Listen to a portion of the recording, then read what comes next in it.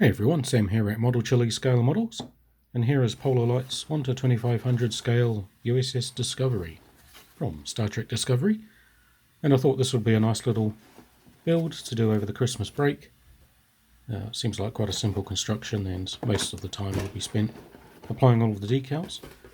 So just having a look inside the box, we've got one bag of sprues in there, moulded in a nice light gold type of colour, and the instruction book, fairly typical of Polar Lights, all in one sheet. And as you can see, pretty simple construction. Some clear parts, the basic stand, and some decal guides there, and the famous wallpaper Aztec decals, which are pretty common in a lot of modern Trek kits these days. All nice and sharp and crisp. And the saucer here. A couple of options for the USS Glenn and the USS Discovery. And as I was looking at these earlier, I did notice this slight little blemish on the decal there. Some sort of bluish pink splat. I'm not sure what's caused that. Hopefully it doesn't come off too much when I'm applying the decal. And a final bag of clear parts. And so I'm just using some side cutters to remove all of the bits from the sprue tree.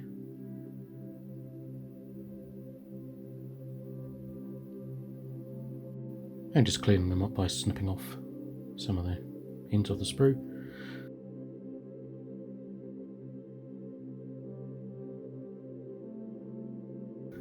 And I used a little bit of sandpaper here just to clean up the edge of the saucer and some of the edges of the parts.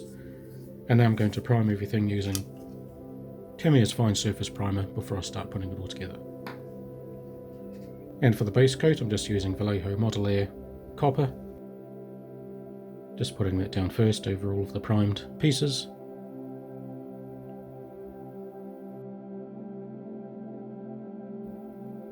And then just hand brushing on some clear colours for some of these transparent parts.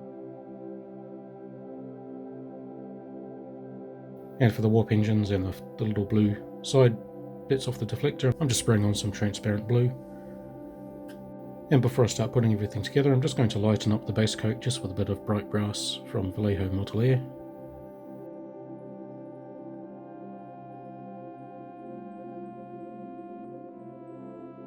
And I'll also be masking off some sections, so as you can see I've got a bit of a dual tone here of the copper and the copper with the bright brass over the top, just to give a bit of variation in the base coat there. So now I'm just going to put everything together, and then I'll be back once it's ready for decals.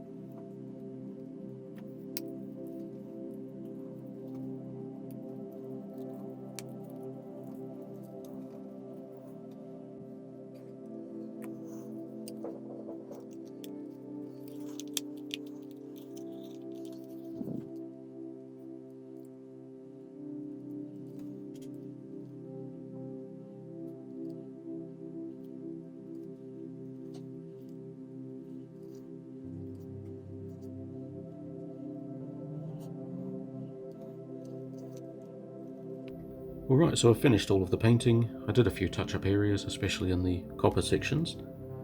And I've left the nacelles off for now just to make the next step a bit easier, which will be applying all of the decals. And so what I'm going to do first is give everything a coat of Tamiya's TS13 Clear, which will make the decals go down a bit easier. And then I'll go spray that on outside and then be back with the wallpaper.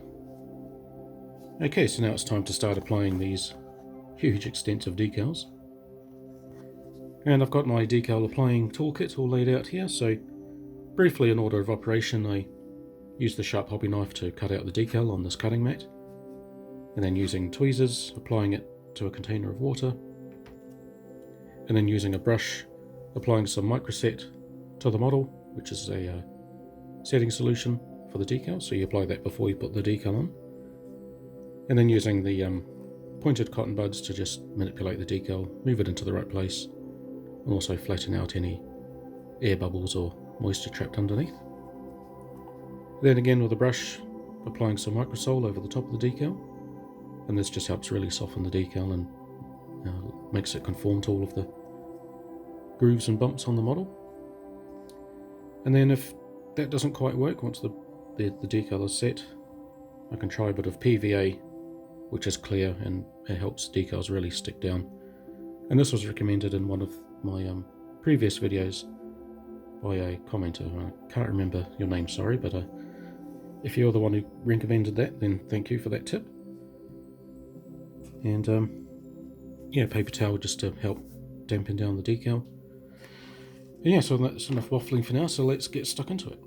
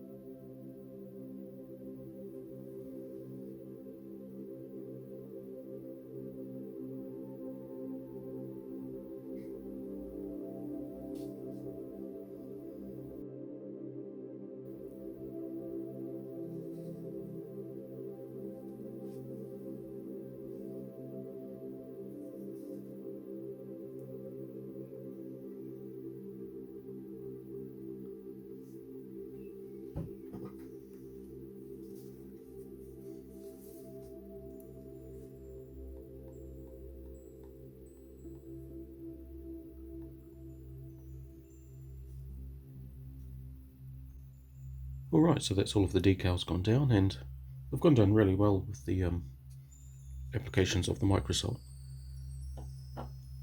Definitely didn't have any major problems getting them to conform around all of the different bumps and ridges and around all the edges. So I'm pretty happy with how they've come out. So just a final few touches. Still a bit gutted about this blemish on the decal here. So what I'm going to do is try and cover that up a little bit, just using a little bit of pale blue grey. Just kind of dry brush it over some of these sections just to minimise that just a little bit. And I'll press in the nacelles to the pylons there. They're still not quite attached yet. And then I'm going to finally coat the whole model with a coat of Tamiya TS79, which is semi-gloss clear, because I don't want it completely flat and I don't want it as glossy as this, so a nice sort of satin finish should go down quite well. And then finally I'll paint up the stands just with Tamiya TS29 semi-gloss black, and then I think we'll be done.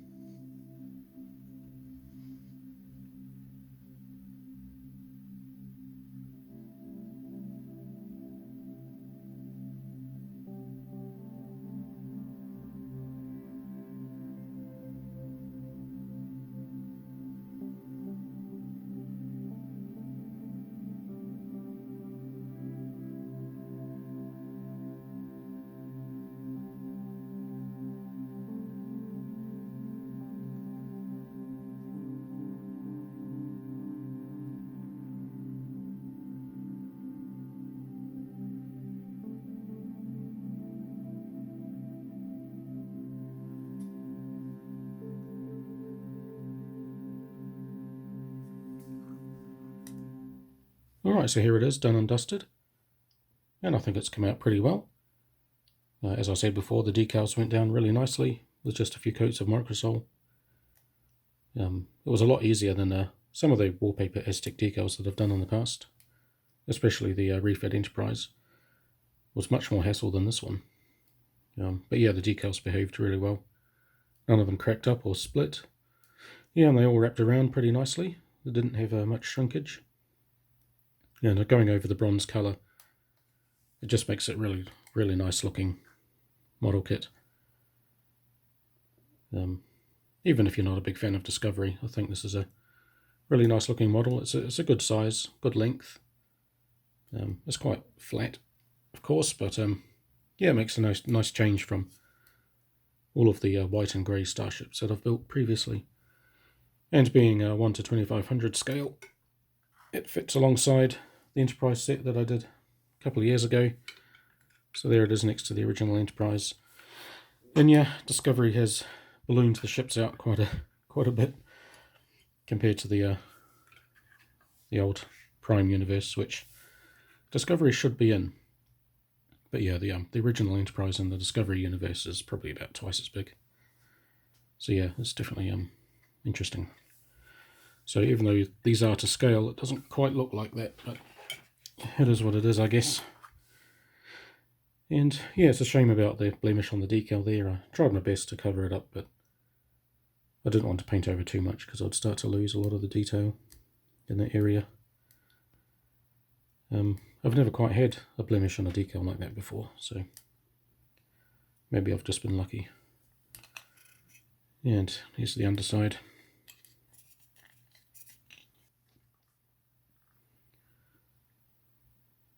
So yeah, again, decals went down really nice. There's the nameplate.